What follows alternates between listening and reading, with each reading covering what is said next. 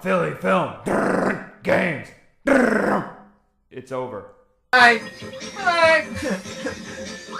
Kirby sounds really excited to be doing this shit at this point. Hi.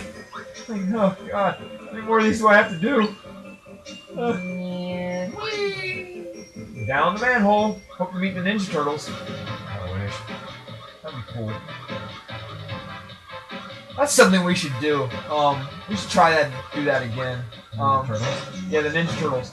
When we first did, when we did our very first episodes, we played. Oh, welcome to Philly Film Games, by the way. Not that I care. Eric doesn't care either. Little late. It's only 40 seconds in. Big deal. One of the first episode that we actually did the entire series of Turtles 4, Turtles in Time, because Eric had never played it. Well, I never finished it. Oh, you never finished it? Okay. I played and I always got stuck at like the boat. Pirate level. Okay, the pirate level. So, it's like, alright, we'll play that. But when we did the, when I did the playback, just to see how the recording went, The audio died. The audio was screwed up because, this is how screwed up my laptop is. I was running the audio recording software, and I had a website open that did timer. They did a stopwatch function, and it slowed down the audio. So it would be like, "Oh, I'm gonna be Michelangelo." So I was like, "Well, I can't use this." So I think one of these times we're gonna get back to taking on the Ninja Turtles, because that was actually a good one. And that is a good game. And it's kind of quick and it's fun and yeah. That one, Beautiful Joe. Yeah, the Beautiful Joe incident. I totally screwed up. We played Beautiful Joe. Well, actually, Eric was playing it because I played it once here on the show and I just couldn't do it because it was just too much mayhem for me to do alone. So Eric's like, yeah, I played it. Alright. So Eric just comes on and starts playing and just obliterates the freaking game. And we played for like a solid hour straight, but stupid me forgot to hit the record button on the video capture. So we have this hour-long conversation with no video to go along with it. Yeah, 2 bosses down. Yeah, Eric just destroyed it. And I'm just like, and truth be told, I wasn't all that thrilled with it because my jaws dropped the entire time. It's not even like conversation. It's just like, it's literally an hour of me saying, "Holy shit! Holy shit! Holy shit, you were really good!" Also, the boss is a giant bird that you've been beating on for the last how long in this game. And it's dead. And I can't get the crystal because I don't have break. Aw. You mean that can't crush those iron bars? No, because you need the electric and cutter thing. The dual lightsaber. Oh, you need to be a Sith Lord again. Yeah.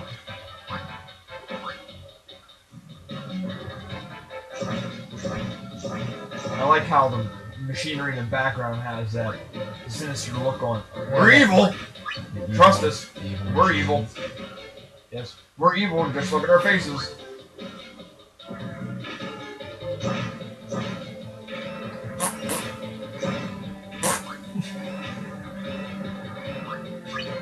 I love how fart jokes are like the funniest thing on the planet.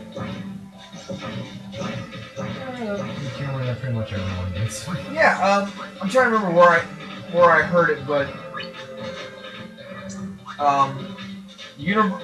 the universal funny thing is the fart joke, because like humor across the globe is like so varied and so different, but like the one thing that most people will laugh at is a good fart joke.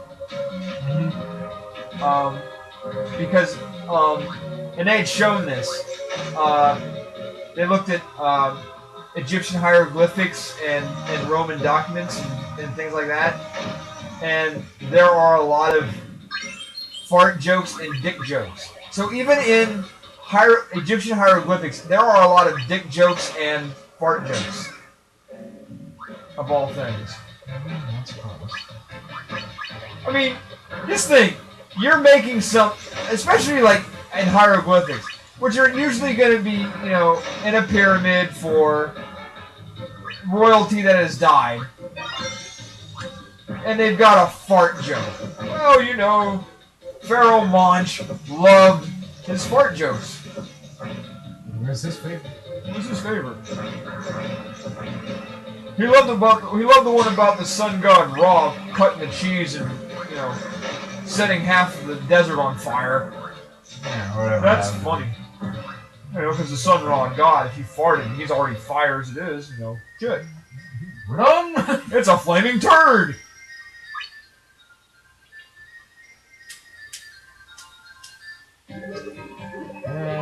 Oh god, boss battle. Oh, this boss? What about this boss? Other than Like it one of looks those like, multi-stage boss. other than it looks like Mr. Bucket. Yep. Mr. Bucket, I got a lot in my tongue to Mr. Bucket. Put the balls in my mouth to Mr. Bucket. Hooray! Balls of fun to Mr. Bucket. Buckets of fun. That's something I would... Jesus! I would suggest you watch one of these days. Damn! Mr. Bucket bitch slapped you. Yep. On Cinemassacre, which is one of the websites I really like to frequent a lot, they have this segment called Board James. The guy who reviews this one thing he likes to review board games and whatnot. One of the games that he reviews is Mr. Bucket. But that's a really simple game. Just try to get all your balls into the bucket before he spits them out. So if you get them all in, you win. So he was like, yeah, it's a really simple game. And then he turns it into a horror film where it's like he receives it. Hello.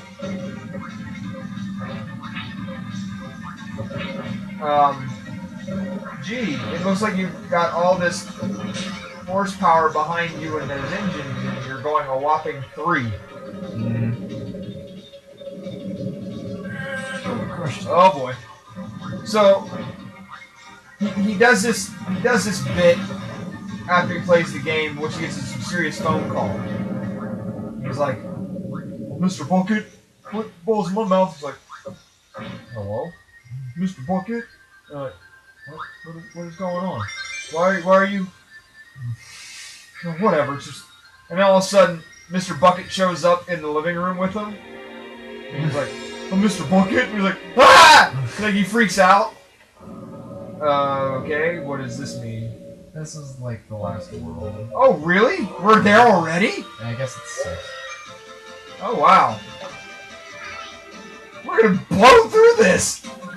And then, like I said, we go always look at the other ones for the last special stuff, because otherwise that takes an hour. Yeah, Eric's beaten this honestly before, so we might give you a special treat here later. Yeah, because we like you. Eleanor, Lorraine, and Olivia, our 3 fans. One of the, but anyway, the whole theme of the sketch is Mr. Bucket wants to put your balls in his mouth. So he ends up at this one point going into his basement. His friend Mike's there because he asked him to come over after he got the strange phone calls. And Mr. Bucket attacks him and jumps right like square on his crotch. He won't let me. He's on my balls. He's trying to get my balls. And he eventually gets Mr. Bucket off of his friend's balls and like puts him in a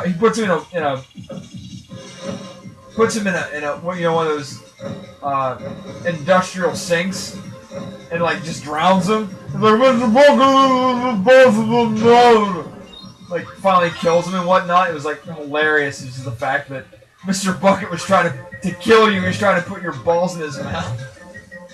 Fucking horror movie. Yeah, he made it like a horror movie. It's funny. Oh my god, it's hilarious.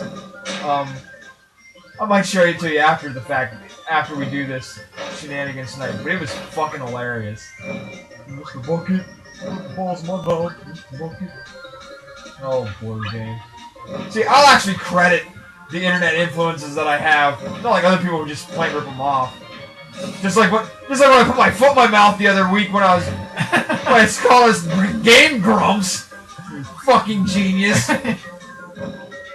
Yes, I love them, but goddamn. I mean, don't get me wrong. I wouldn't mind having the subscriber viewership that they get, but it's not like an imperative in my life.